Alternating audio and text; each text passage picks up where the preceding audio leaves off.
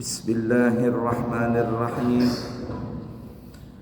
Assalamualaikum warahmatullahi wabarakatuh.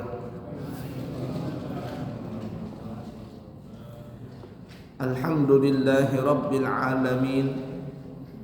Allahumma fasalli wa sallim ala sayyidina wa nabiyyina wa maulana Muhammadin Sayyidil Anbiya'i wal Mursalin wa ala alihi wa ashabihi wa azwajihi wa dhurriyyatihi wa man tabi'ahum bi ihsanin ila yaumiddin, amma ba'du. Bapak Ibu, para jamaah sekalian yang disayangi Allah dan dicintai Allah, kembali kita melanjutkan pelajaran kita di dalam masalah kitabun nikah, bab masalah pernikahan. Pada pertemuan yang lalu kita telah membahas tentang ahkamun nikah, hukum-hukum menikah. Jadi hukum menikah, kalau kita ulangi sedikit ya, hukum menikah itu ada terbagi menjadi 5 bahagian. Yang pertama, nikah itu hukumnya jaiz, boleh. Artinya siapapun boleh melakukan pernikahan itu. Dan kata ulama, hukum nikah ini, hukum jaiz atau hukum boleh ini adalah hukum asal. Seperti halnya kita makan pagi, siang, dan malam, itu tidak ada hukum wajib, tidak ada hukum sunnah, tidak ada hukum makruh, tidak ada hukum haram. Jadi jaiz, boleh dilakukan, boleh tidak. Begitu juga nikah, asal dari hukum nikah ini adalah jaiz, boleh. Mau nikah muda, mau nikah tua, mau nikah sekali, mau nikah 2 kali, mau 1 istri, 2 istri, 3 istri, 4 istri, hukumnya jaiz, boleh dulu. Tergantung keinginan dan keperluan seseorang. Kemudian yang kedua adalah sunnah. Kita bahas pada pertemuan yang lalu, sunnah menikah itu kapan? Yaitu bagi orang yang sudah sampai keinginannya untuk menikah, artinya sudah saatnya menikah. Kemudian orang ini mampu untuk memberikan nafkah dan keperluan yang lainnya di dalam pernikahan, di dalam rumah tangganya. Karena orang yang berumah tangga menikah itu adalah ibadah yang paling panjang. Kalau sudah kita menikah itu sama seorang perempuan, alias kita menjadi suami, 24 jam itu semuanya pahala. 24 jam itu pahala. Artinya kita jualan, berusaha, niatnya kita itu untuk memberikan nafkah yang halal kepada keluarga kita, istri, anak, dan semuanya. Dimanapun kita berada jadi pahala itu, ya. Jadi pahala. Candaan kita dengan istri, candaan kita dengan anak jadi pahala. Intinya jangan anggap remeh menikah ini. Menikah ini jangan dianggap remeh, semuanya jadi pahala. Ya, berbicara lembut dengan istri jadi pahala. Berpegangan tangan jadi pahala. Apalagi sampai melakukan hubungan badan, wah itu pahalanya besar sekali. Sekali berhubungan sama dengan membunuh 70 orang Yahudi. Jadi waktu perang ya, sekali berhubungan 70 kali Yahudi, 70 sama pahalanya seperti membunuh 70 orang Yahudi. 2 kali berapa itu? 140. 3 kali kata lakinya, bukan Yahudi nang mati, aku nang mati katanya. Berarti nggak kuat suaminya itu. Ya ala kulli hal. Nah, oleh karena itu kami juga menyarankan, kami pribadi nih ya, menyarankan bagi jamaah umroh yang merangkat suami istri, itu kami sarankan untuk melakukan hubungan di Mekah itu. Di Mekah, di Madinah, kami sarankan, kalian ngapain punya istri tidak berhubungan di sini? Kalau sekali sholat di Mekah itu sama dengan 100.000 kali sholat di tempat lain. 100.000 kali sholat di tempat lain. Sekali sholat di Mekah sana, sholat maghrib, itu sama kita 100.000 kali sholat di Masjid Al-Mutmainnah ini. Nah begitu juga kebaikan yang lainnya, sama berhubungan badan. Sama berhubungan badan. Anu supan gurai, apa yang supan-supan? Kita sama-sama laki-laki, sama berkeluarga. Jar kami pun kalau punya bini, berpaham-paham aja kami berdua itu. Yang penting cari pahala, niatnya ibadah di situ. Nah terkadang ada orang nggak ngerti itu nggak ibadah. Siapa bilang nggak ibadah itu? Beribadah, melakukan hubungan di Mekah sana. Tapi jangan waktu kain berihram, ini berihram. Nah berhubungan badan habis nyembelih kambing nanti kena dam. Nah jadi penting itu. Ada yang sekamar berempat kan, kalau pada umumnya kan sekamar berempat. Kata kami nyewa kamar semalam sana, berdua nyewa kamar, ada aja kamar kosong di situ. Kalau kada bisa berduit, kada bisa duit, jadi kami berbagi paham-paham aja nang bertiga tuh gimana kah? Jadi pura-pura kah ke masjid dulu, nanti habis maghrib langsung aja laki bini di situ menginjam kamar. Paham aja, ada aja paham itu. Nah, ada nang begitu nanti melapor anu gore kami sudah. Nah kata kami bagus. Ulun sudah gore. Bagus, gantian lagi ya. Jadi kami gantian. Apa supan-supanan begitu. Tapi jangan lawas-lawas, cukup 5-10 menit, setengah jam habis orang mengatuk pintu. Anak masuk. Berpaham-paham di situ. Di Madinah juga begitu. Nah, di Madinah begitu. Sekali kah, 2 kali kah? Yang penting ada. Ini kami yang bawa jamaah kemarin yang seminggu yang lalu nih. Ada laki bini tuh, bininya kadang mau sama sekali aku anak beribadah aja di sini. Nah, kada paham bininya. Sampai berkelahi laki bini gara-gara lakinya hendak begitu karena sudah lawas kan setengah bulan perjalanan. Nah, jadi jangan dipikir itu kada berpahala itu.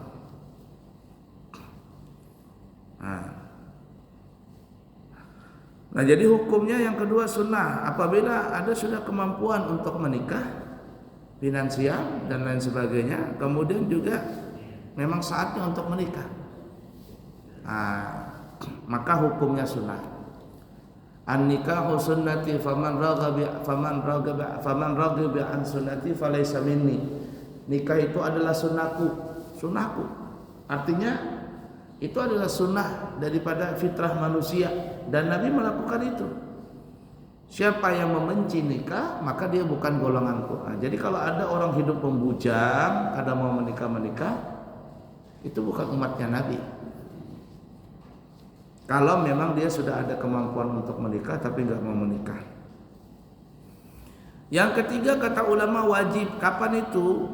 Yaitu orang yang sudah mampu memberi nafkah dan kalau seandainya dia tidak menikah takut akan terjerumus melakukan perbuatan zina. Ya tegangan tinggi sudah nih. Wah ini kalau nggak menikah bahayanya. Menikah dia. Kalau anda melakukan itu takut berzina dia. Dan hukum sunnah atau hukum wajib ini mohon maaf sekali lagi ya, mohon maaf terutama ibu-ibu, ini sama dengan melakukan pernikahan yang kedua, ketiga orang yang hendak berpoligami ini. Ada seseorang gitu ya, dia sudah punya istri, tapi karena dia ini seseorang yang sibuk, sering keluar daerah, kesana kemari dan sebagainya, terkadang dia meninggalkan istri dan sebagainya, godaan di luar itu terlalu banyak di luar sana, apalagi dia sampai ke luar negeri. Terkadang dijebak sama temannya, iseng-iseng begitu dijebak sama temannya, anak burut yang sekalinya yang datang bukan laki-laki yang tukang urut, bebidian nang dak karuan tupang dah. Apalagi dia daripada berzina katanya, paksa dia melakukan nikah siri jar orang kita, nikah tanpa sepengetahuan istri, tapi sesuai dengan rukun-rukun nikah dalam Islam.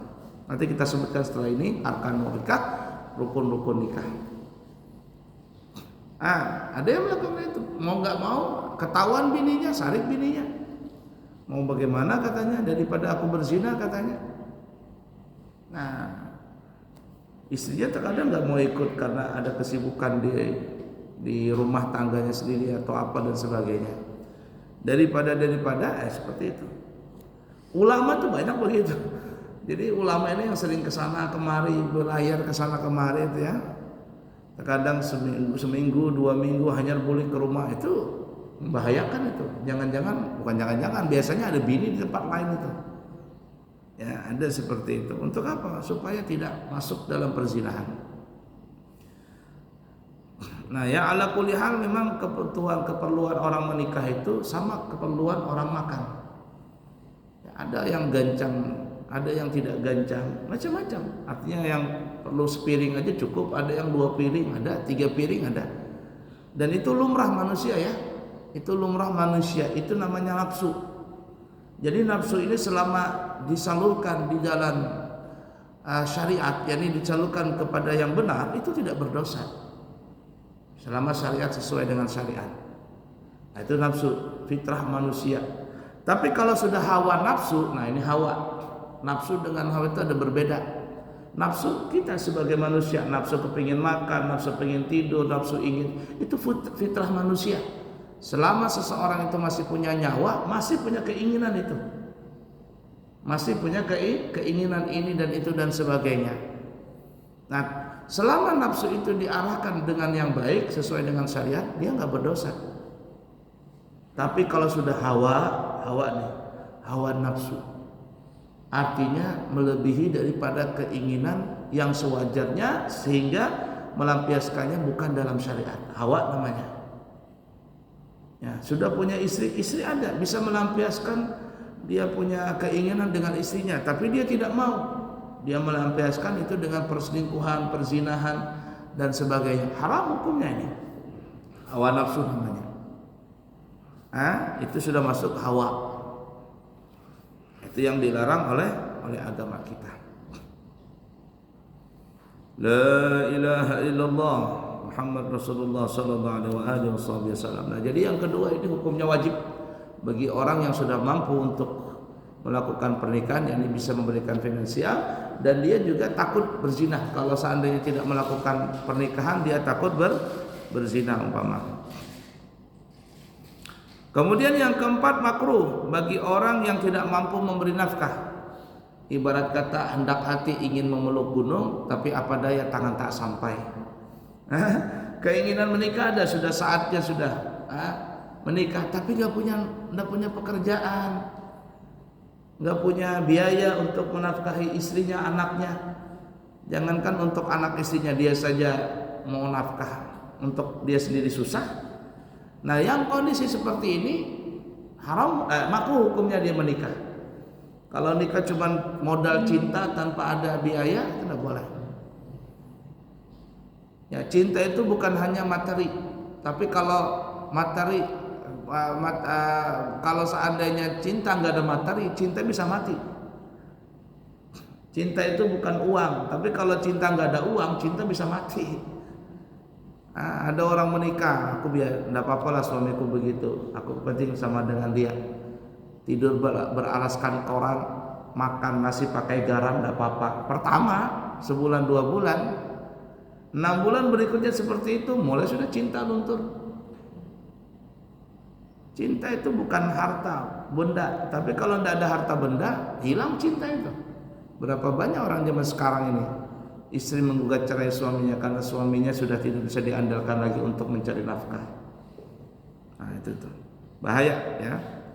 Nah, jadi punya kemampuan untuk menikah tapi finansialnya nggak ada, dia maksakan seperti itu, hukumnya makruh. Kasihan anak istrinya nanti. Dalam pertemuan yang lalu kita sudah bahas, laki-laki itu memang dituntut untuk mencari nafkah. Laki-laki suami itu dituntut untuk memberi kepada istrinya. Jadi selama istri kita masih minta sama kita, abah, abahnya, ayang minta duit, ayang belikan ini, belikan itu wajar, itu normal itu. Dan kita berbangga kalau istri kita masih minta sama kita itu. Ya, sama kita itu masih minta, dia minta belikan ini, belikan itu berarti istri itu, perempuan itu. Tapi kalau sudah perempuan istri kita nggak mau lagi, ya dikasih aja nggak mau, apalagi minta, aneh sudah itu istri kita. Dia ada sesuatu mendam apa, dia terkadang dia kesal dengan kita seperti itu. Jadi kalau sesuatu istri kita masih minta ini, minta itu, kita kasih, dia minta sama kita, itu istri, itu berarti perempuan, itu watak perempuan. Dan kita memang wajib, maksudnya kita ini dituntut untuk selalu memberi. Dan beda, kita memberi nafkah kepada istri kita, pahalanya itu beda dengan kita memberikan kepada orang lain. Kita masih makan, ngajak istri kita makan, makan enak, itu beda pahalanya, bahkan lebih besar pahalanya daripada kita ngajak teman kita makan. Ya, kita ngasih orang miskin makanan, sedangkan istri kita dia perlu makan. Pahala kita memberikan istri kita makan itu lebih besar daripada kita memberikan orang miskin makan. Kenapa? Karena kepada istri hukumnya wajib. Tapi kalau sudah terpenuhi keperluannya, sudah ada makan enak, makan ini, makan itu, kita ngasih ke orang lain, itu nggak apa-apa. Nah, jadi selama istri kita itu minta terus sama kita, itu wajar itu. Bahagia kita kalau punya istri masih suka minta sama kita itu. Tapi kalau dia sudah nggak mau minta lagi, itu ada sesuatu yang dia kesal itu. Dan kita bahaya kalau sudah istri kita tuh nggak mau minta lagi dengan kita, bahaya itu. Ya, bahaya, ada keretakan di rumah tangga. Ya jangan dimarahin istri, duit terus, minta terus. Ya memang kita dituntut untuk ngasih itu, dituntut ngasih seperti itu. Tapi sebagai istri jangan mentang-mentang dengar ini, bulik dari ini, minta duit terus laki, dipaksa laki mencari, jangan juga. Artinya paham-pahamlah, sesuaikan dengan kondisi suami. Nah, dan yang terjadi seperti ini, kalau seandainya istri banyak menuntut, bahaya juga. Lalu apa yang terjadi? Suami ini karena dia gengsinya tinggi, kalau tidak memberi, akhirnya dia bisa mencari nafkah dengan cara yang salah. Ya korupsi lah, ya menipu dan sebagainya. Kenapa? Karena dia kepingin membahagiakan istrinya. Dan berapa banyak seperti itu orang, maksudnya seorang laki-laki terjumus dalam mencari nafkah yang tidak halal karena tuntutan dari istrinya yang bermacam-macam. Kalau tidak diberi, istrinya marah, akhirnya bahaya di sebelah sini. Ya, bisa bahaya di dalam rumah tangganya. Ya artinya saling paham memahamilah, saling paham memahami. Istri boleh meminta, tapi jangan terlalu juga. Artinya paham-paham. Kalau suaminya duitnya gajinya umpama sampai 50 juta, ya aman-aman saja. Tapi kalau suaminya gajinya cuma 2 juta, 3 juta, ini paham-paham seorang istri ini. Ya. Ala kulli hal. Kemudian yang keempat, hukumnya haram. Kapan itu? Apabila dia tidak mempunyai kemampuan untuk menikah, kemudian juga tidak mempunyai finansial untuk menikah, ya. Artinya nafkah zahir, nafkah batin nggak ada begitu. Tidak ada kemampuan seperti itu, cuman kepingin nikah dan ingin menyakiti perasaan perempuan itu. Haram hukumnya ini. Ada seorang menikah dengan istrinya, menikah. Ternyata apa? Ternyata istrinya ini nggak diapa-apain. Nggak diapa-apain. Dia punya kelainan kelainan seksual, suaminya ini. Jadi ketika menikah istrinya nggak diapa-apain. Cuman paling-paling, mohon maaf, cuman disuruh bahasa halusnya ini.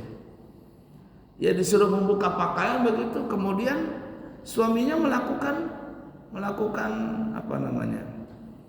istimna, dalam bahasa Arab istimna, apa bahasa supaya bagus ini, bingung saya. Ya artinya melakukan dengan tangannya sendiri.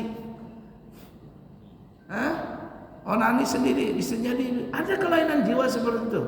Agak lain nih suami ini. Jadi orang zaman sekarang agak lain. Tidak pernah disentuh suaminya. Akhirnya suaminya nggak pernah nyentuh istrinya. Cuman istrinya disuruh membuka pakaian, nah dia melakukan dengan tangannya sendiri. Nah, ini ada kelainan seperti itu, entah apa itu. Bahkan ada nih ya, levelnya ustadz dia nih. Ini teman saya cerita, saya tidak sebutkan daerah mana. Bahkan dia punya travel umrah juga. Ini bulan Maulid banyak jadwalnya di mana-mana. Jadi teman saya pribadi cerita, katanya, guru, pian tahulah dengan Ustadz Syanu. Paham, tahu kita. Artinya cuma tahu bukan kenal. Cuma tahu di nama tapi nggak kenal. Karena dia sering akses di media sosial. Tahulah pian guru itu. Itu Ustadz itu agak lain itu. Agak lain tuh. Maksudnya agak lain gimana? Dia menikah. Kan dia sugih nih, orang kaya.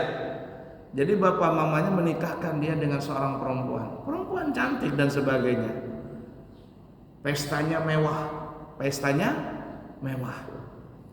Tapi apa yang terjadi setelah pernikahan 3 bulan, istrinya minta gugat cerai. Kenapa gugat cerai? Jadi selama 3 bulan itu istrinya ini gak pernah disentuh.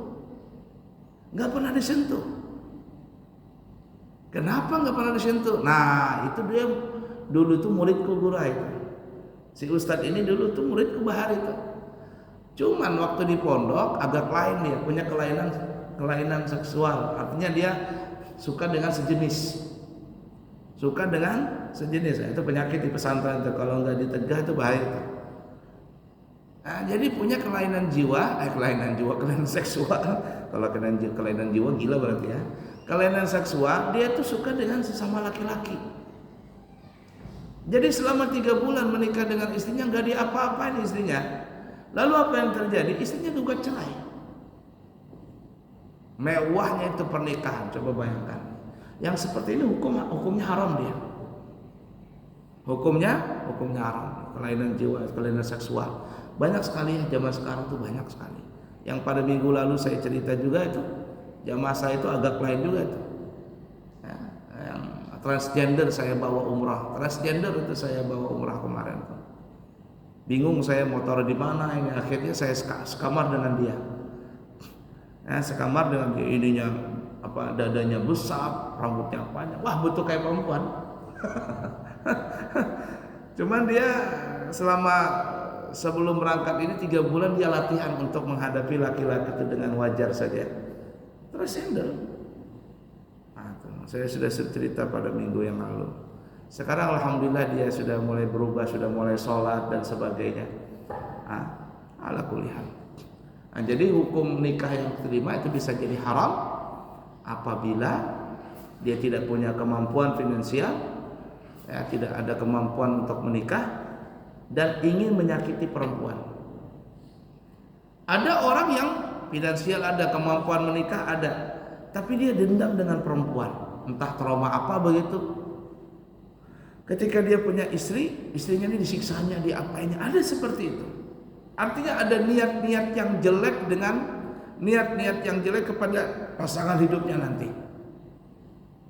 Nah itu memang ada kelainan-kelainan orang seperti itu. Jadi pada pasangan melakukan hubungan badan umpama istrinya itu tidak pernah, mohon maaf kalau bahasa kasar, tidak pernah lewat pintu depan, lewat pintu belakang. Ada seperti itu. Atau apa, dia melakukan hubungan badan, istrinya dicambuk, diapain, dipukul-pukul dulu. Ada seperti itu. Kelainan seksual tuh yang paham seperti ini kan dokter dokter Boyke apa itu? Ada memang manusia seperti itu. Entah trauma apa yang terjadi pada dirinya itu. Nah ini bahaya sekali, bahaya sekali. Nah ini hukumnya haram kalau seandainya melakukan hubungan pernikahan seperti itu. Nah kenapa ya hukum Islam? Ya, ulama fikih mengatakan ada beberapa hukum tadi, ada yang jaiz, boleh, wajib, sunnah, makruh, haram. Kenapa? Karena ada kejadian seperti itu. Ada kejadian di dunia ini seperti itu. Sehingga para ulama menghukumkan pernikahan tadi dengan beberapa hukum sesuai dengan kondisi badan dia, kemudian niat dia di dalam pernikahan itu. La ilaha illallah Muhammad Rasulullah sallallahu alaihi wasallam. Ya ala kulli hal ya.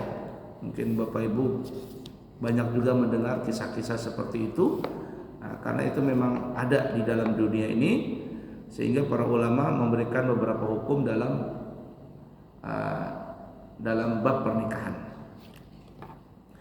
Baik, sekarang kita lanjut tentang arkanun nikah, rukun nikah.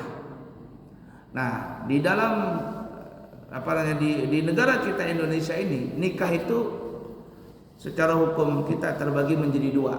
Maksudnya hukum pemerintah ini. Ada nikah yang sah dalam pandangan agama dan pandangan pemerintah.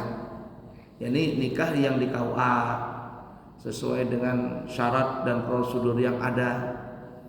Dan memang agak ketat ya nikah di pemerintah kita itu, ibarat kata agak ketat. Arti ketat itu diperiksa surat menyuratnya dan semuanya diperiksa ya. Bahkan pemerintah kita sekarang ada namanya pranikah atau apa istilahnya itu. Jadi sebelum menikah itu suami istri ini perlu ditatar dulu ya. Kalau nggak salah ada, nggak tahu apakah ada sudah atau tidak.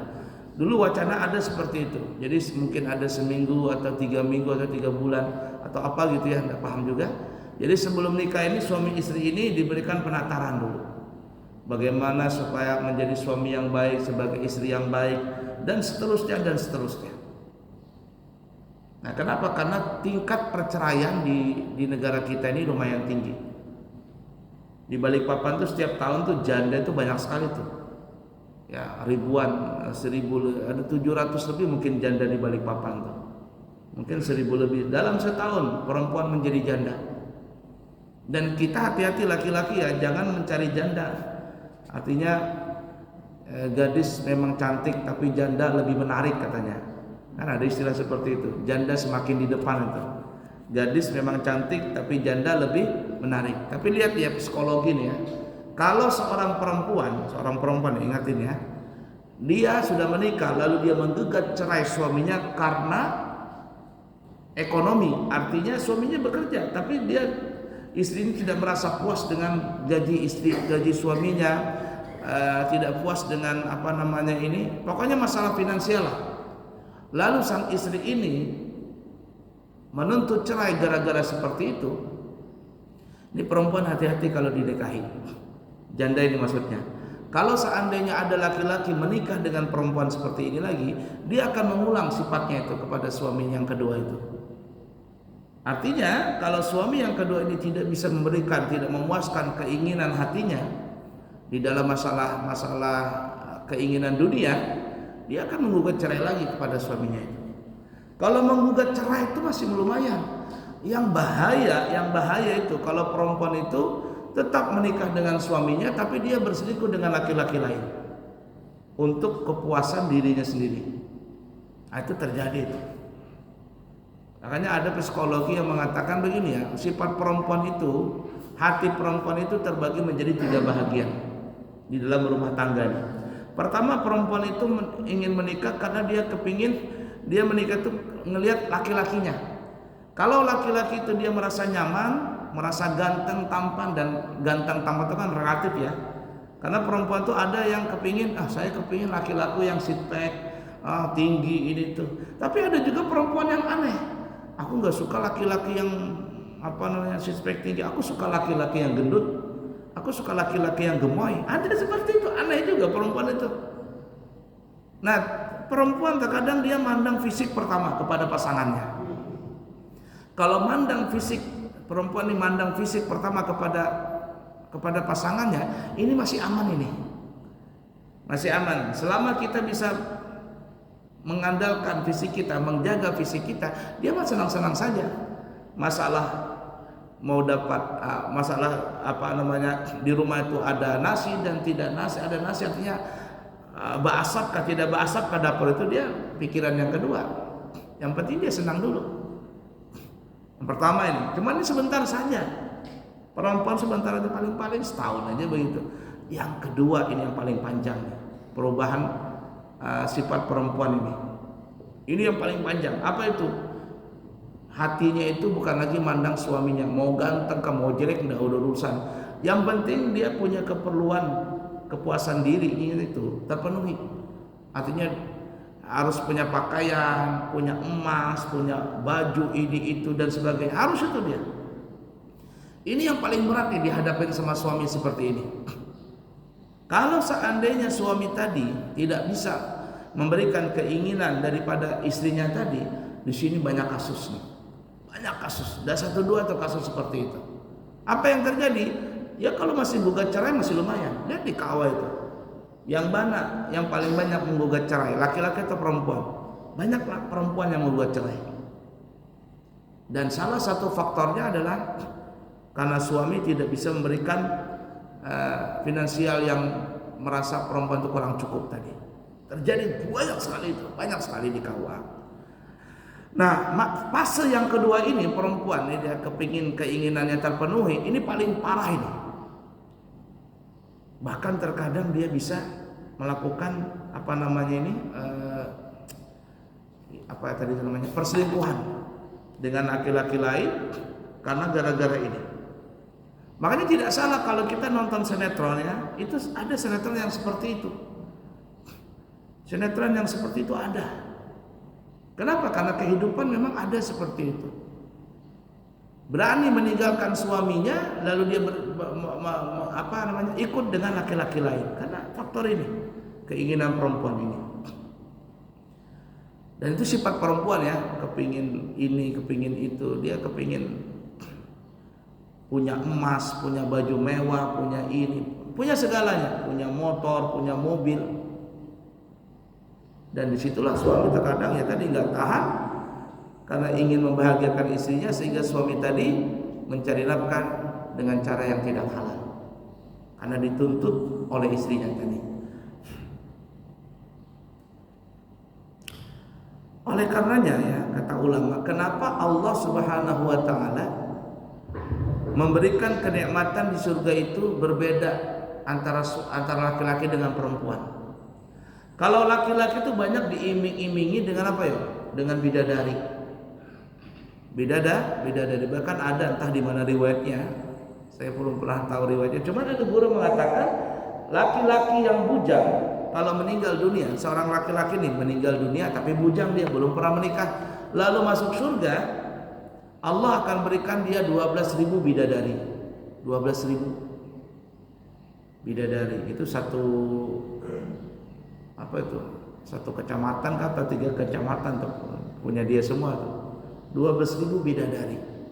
Tapi bagi laki-laki yang sudah menikah di potongan kita ini ya, nanti kalau kita masuk surga, sudah menikah masuk surga, cuma diberikan 10.000 bidadari. Beda 2.000 sama yang bujang tadi. Kenapa? Karena yang bujang belum pernah merasakan indahnya di dunia itu, artinya indahnya berumah tangga. Jadi diberikan 12.000. Sedangkan yang sudah bernikah cuma 10.000. Itu yang terhitung itu. Yang terhitung, arti terhitung itu yang sudah ada matematikanya. Ini entah di mana ya ulama mengambil dan itu. Cuma saya pernah dengar guru-guru saya menceritakan seperti itu. Ada lagi tambahan bonus-bonus itu, ada tambahannya tuh. Ada guru menceritakan kalau kita membuang sampah di masjid ini, sebiji, 2 biji, 3 biji, itu satu kotorannya akan diganti dengan 1 bidadari. Ada sampah, kita ambil, kita buang keluar, itu Allah ganti dengan 1 bidadari di surga. Makanya nanti kalau mau tahu siapa yang paling banyak bini di surga, kaum masjid. Ya, jadi kalau mau tahu paling banyak bini di surga, kaum masjid. Itu ya Budi paling banyak nanti. Paling banyak bini ya Budi di surga. Bininya jangan cemburu lah di surga nanti. Tapi kebalikannya perempuan, coba kita lihat. Perempuan masuk surga, apakah ada diberikan bidadara? Selama ini pendapat para ulama enggak ada laki-laki perempuan diberikan bidadara, itu enggak ada. Tapi apa yang diberikan kepada perempuan itu? Dia dijadikan ratu. Dijadikan ratu. Perhiasan ini, perhiasan itu, minta apapun Allah sediakan. Kenapa? Karena gini ya, puncak kepuasan seorang perempuan adalah perhiasan. Pakaiannya mewah ini, itu puncak. Dia merasa sudah apa ya bahasa kitanya? Sudah berkuasa atau apalah ya, sudah betul-betul terpuasi kalau dia punya perhiasan. Lakinya mau bagaimanapun dan masa bodoh. Makanya ada perempuan yang mau dipoligami, ada apa-apa lah dipoligami, yang penting gajiku tiap bulan 100 juta katanya. Ada seperti itu. Kenapa? Karena puncak kepuasan perempuan tadi ya tadi di perhiasan. Dia merasa cantik, merasa kulitnya glowing, emasnya itu nang kucur badan kayak toko berjalan. Itu di situ puncak kepuasan perempuan. Tapi laki-laki di mana puncak kepuasannya? Banyak istri. Kadang kalau sudah kumpul sama laki-laki dengan laki-laki, punya mobil kah, punya apa, kata, kamu tuh kaya aja tapi punya istri jelek katanya. Rendah itu, laki-laki itu malu banget kalau sudah seperti itu. Buat apa kamu punya duit banyak tapi istri satu? Apa kamu ini? Ini coba lihat dah. Dia biasa-biasa aja tapi 2-3 bininya. Coba kalau kita kumpul sama-sama bapak-bapak itu. Ya enggak? Pasti sudah itu. Jangankan bapak-bapak, sesama ustadz pun, sesama ustadz. Kalau kami sudah kumpul, ceritanya nggak ada yang lain sudah. Berapa bini? Sama aja, kita laki-laki. Dan itu memang puncaknya laki-laki, dia merasa bangga kalau dia punya bini banyak. Istri cantik, bini banyak, dia merasa bangga itu. Lain dengan perempuan. Puncaknya seseorang perempuan itu merasa puas adalah dengan perhiasan di dalam dirinya. Bunyi sudah. Kita kembali nih ya. Jadi la ilaha illallah dalam pemerintah kita, nikah itu hukumnya terbagi dua. Ada nikah resmi, aterisme itu tercatat di KUA dan sah dengan agama. Dan yang kedua adalah pernikahan yang tidak resmi secara pemerintah kita. Artinya tidak tercatat di KUA, tapi nikahnya sah dalam pandangan agama. Kapan bisa dikatakan sah? Nanti kita akan bahas. Apabila terkumpul 5 rukun ini. 5 rukun itu apa? Ada suami, ada istri, ada saksi 2 orang, ada wali nikah, dan kemudian yang kelima sigat taklid, ijab kabul. Ini yang namanya nikah siri. Kalau tidak seperti ini, ya rukunnya tidak sempurna. Suami, istri, ada saksi 2 orang laki-laki yang adil, ada wali nikah, kemudian ada sigat taklid, maka nikahnya tidak sah. Nikahnya tidak sah dalam pandangan mazhab Syafi'i. Tapi ada orang kebelet nikah nih. Lalu apa? Dia mencari hukum-hukum sendiri. Berpindah kepada mazhab Maliki kah, Hanafi kah. Ini ada, sebelum saya berangkat umrah kemarin, ada orang telepon. Guru, bisakah nikahkan? Nikahkan. Siapa yang mau menikah? Ini ada seorang perempuan janda. Terus dia mau menikah dengan laki-laki. Oh ya sudah, kenapa nggak nikah di KUA? Ini ada masalah dia.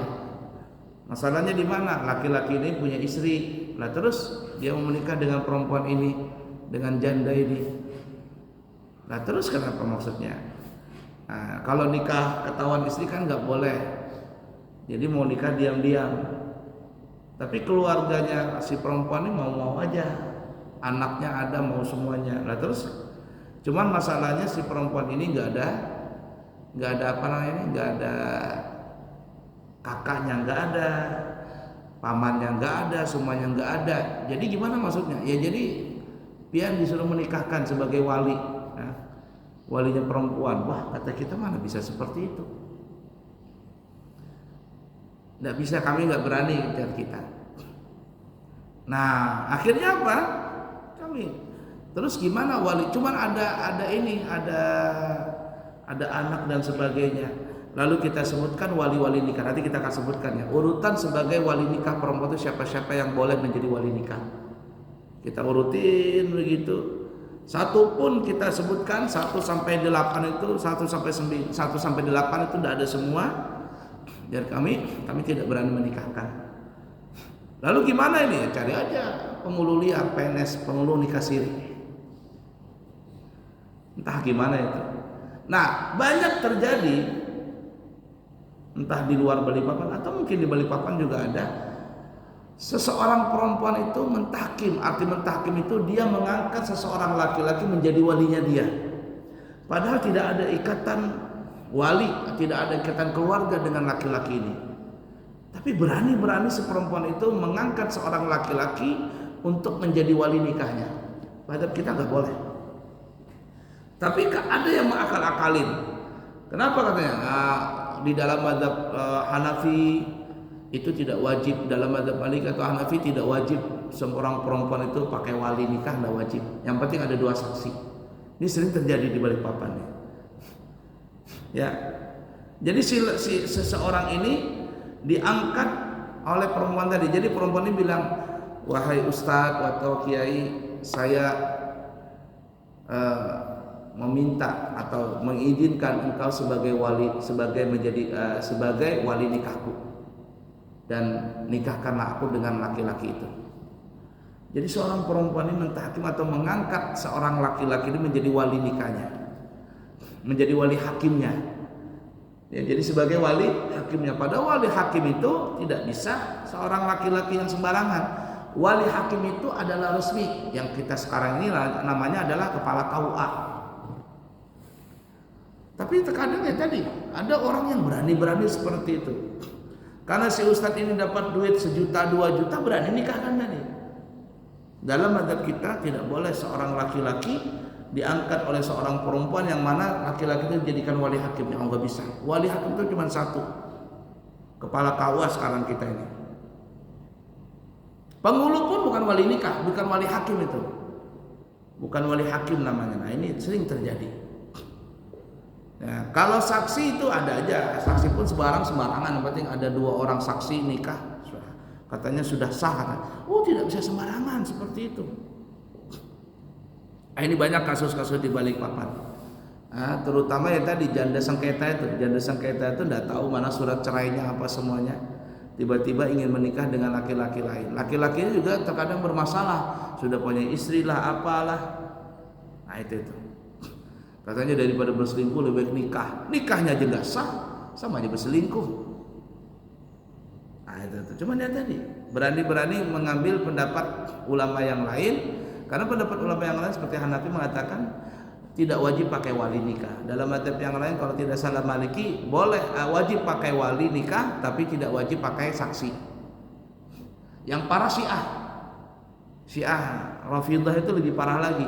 Tidak perlu pakai saksi, tidak perlu pakai wali. Cukup perempuan mengatakan saya nikahkan diriku denganmu dengan mahar sekian-sekian dalam tempo sesingkat-singkatnya. itu wali yang Syiah parah itu, Syiah Rafidhah itu. Jadi apa bedanya dengan zina itu?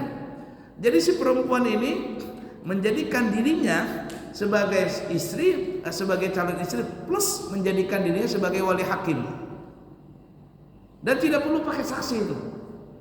Cukup ya tadi perempuan tadi bilang saya nikahkan diriku dengan dirimu dengan mas kawin sekian-sekian tunai. Kalau mau singkat lagi dalam tempo yang sesingkat-singkatnya, alias dikasih nikah kontrak itu. Ya sejam lah 2 jam setelah selesai kontraknya langsung otomatis cerai. Ada doktrin seperti itu banyak. Di mana tuh? Di Puncak. Puncak. Makanya kalau saya umrah itu aku ya ketemu orang Arab sana. Rute Indonesia. Kamu sudah pergi ke Indonesia? Oh, rute Indonesia. Sudah saya pergi ke Indonesia. Ilaven, kemana kamu pergi? Puncak katanya. Puncak Bogor katanya. Oh begini katanya. Ternyata di sana ya tadi melakukan seperti itu. La ilaha illallah. Nanti kita sedikit membahas ya tentang rukun nikah suami istri. Kemudian ada wali perempuan. Siapa wali perempuan ini perlu diketahui dia. Seorang wali perempuan siapa saja. Kemudian saksi 2 orang juga perlu tahu siapa yang boleh jadi saksi. Kemudian yang kelima adalah sigot taklik atau akdun nikah. Bagaimana kalau seandainya laki-laki itu tidak bisa mengucapkan sigot taklik karena dia bisu? Bisu gimana nih?